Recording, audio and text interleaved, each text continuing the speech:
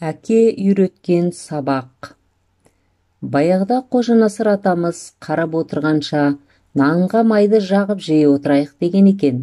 Ендеше қарап отырғанша, мен сіздерге тағы бір ертегі құрастырып айтып берейін. Ертеде бір шал болыпты.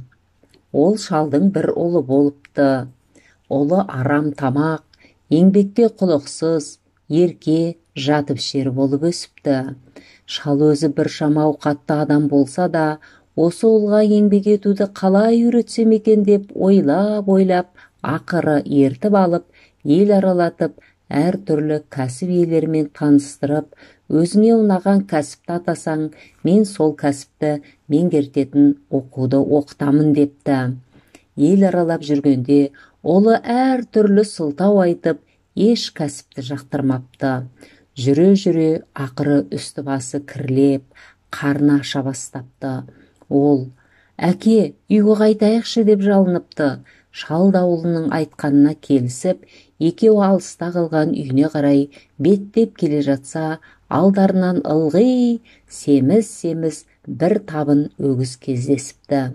Қарны қатты ашып келе жатқан ұлы, әке, осы семіз өгіздердің біреуін ұрлап апарып сойып жегім келіп кетті. Рұқсат болса мен біреуін ұрлайын, сіз маған ұрыспаңыз депті. Шал рұқсатын беріпті. Сонымен ұлы бір өгізді ұрлап алыпты да, есі келіп қалмасын деп, жан-жағына жалтақ қарап жетектеп, айдап қуалап жүріп үйіне әкеледі де, ұсталып қаламын ба деп қорқып, үрейленіп жүріп, жан таласып сояды. Сосын етті асып, пысырып, жеп отырған кездерінде де қорқып, алақтап, есі келіп қалып, біліп қояр ма екен деп, тез жейді екен. Ал шал болса, ұлының әрекетіне қарап үндемей, өгіздің етімен сорпасын тойып, ішіп, қарнын сипап жата беріпті.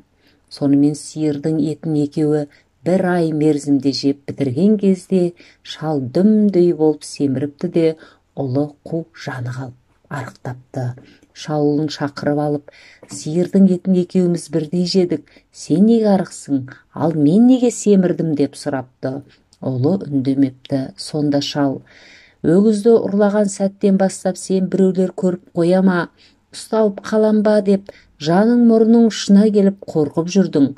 Етін қазанға асқанда түсіріп жеген кезде де осы қорқыныштан болып, жан-жағыңа алақтап отырып тамақты дұрыс ішіп жей алмадың. Ұрлықпен ішіп жегенің бойыңа сіңбеді. Ал менде ешбір қорқыныш жоқ болғандықтан, ішіп жегенім бойыма сіңді. Өйткені мен бұл сиырдың құнын есіне алдын ала төлеп қойған болатынмын депті.